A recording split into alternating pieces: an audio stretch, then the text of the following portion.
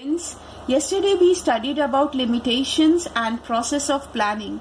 Today we will study about types of plan. Types of plan. There are two types of plan, single-use plan and standing use plan. Single-use plans are one-time use plans designed to achieve a particular goal. And standing use plan or repeated use plans are those plans which are formulated once and they are repeatedly used. Now, what is the difference between single use plan and standing use plan?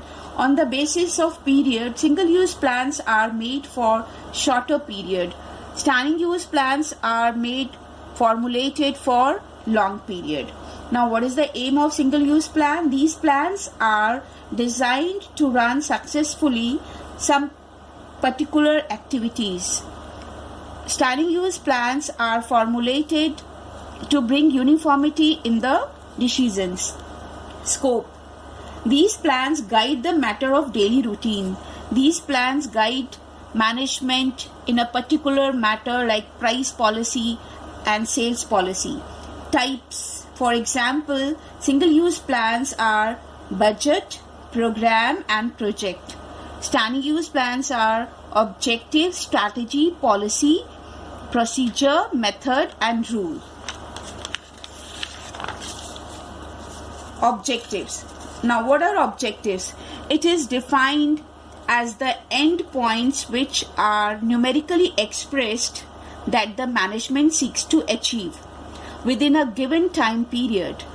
In other words, objectives need to be expressed in specific terms, that is, they should be measurable in quantitative terms in the form of written statement of desired results to be achieved within a given time period. For example, 10% increase in sales or 20% increase in profit.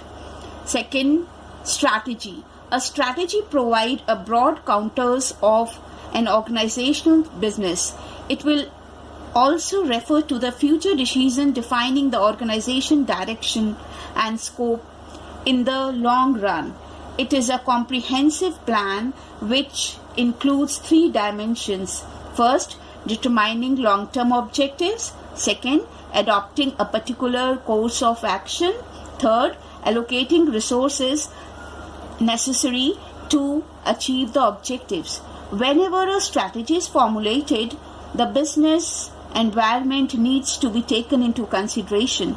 The change in the economic, political, social, legal and technological environment will affect the strategy. Method.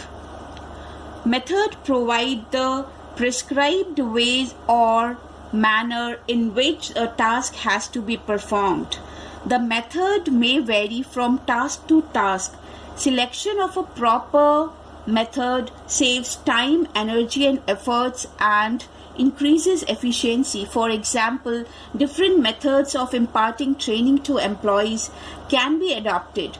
For higher level of management, orientation program, lectures, seminars can be organized, whereas at the supervisory level, on-the-job training methods and work-oriented methods are appropriate. Rule. Rules are specific statements that inform what is to be done. It reflects a managerial decision that a certain action must or must not be taken. They are usually the simplest type of plan because there is no compromise or change unless a policy decision is taken. For example, no smoking in a factory is a rule. Next one is policy. Policies are general statements that guide thinking or channelize energies towards a particular direction. Policies provide a basis for interpreting strategy, which is usually stated in general terms. Policies define the broad parameter within which a manager may function. For example, the company may have a recruitment policy pricing policy within which objectives are set and decisions are made. Next is procedure. Procedures are routine steps on how to carry out activities. They detail the exact manner in which any work is to be performed. They are specified in a chronological order. It is a sequence of steps or actions to be taken to attain predetermined objective, policies and procedure. Policies and procedures are interrelated with each other. Procedures are steps to be carried out within a broad policy program.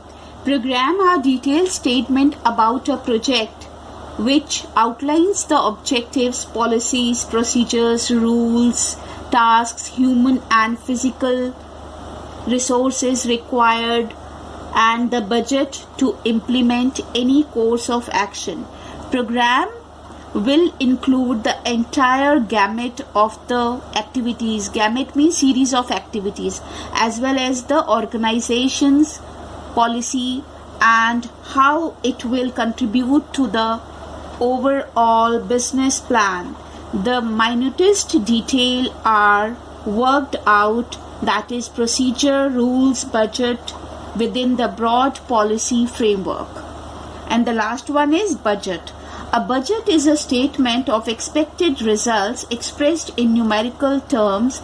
It is a plan which quantifies future facts and figures. For example, a sales budget may forecast like sales of different products in each area for a particular month. A budget may also be prepared to show the number of workers registered in the factory at peak production time. That's all for today.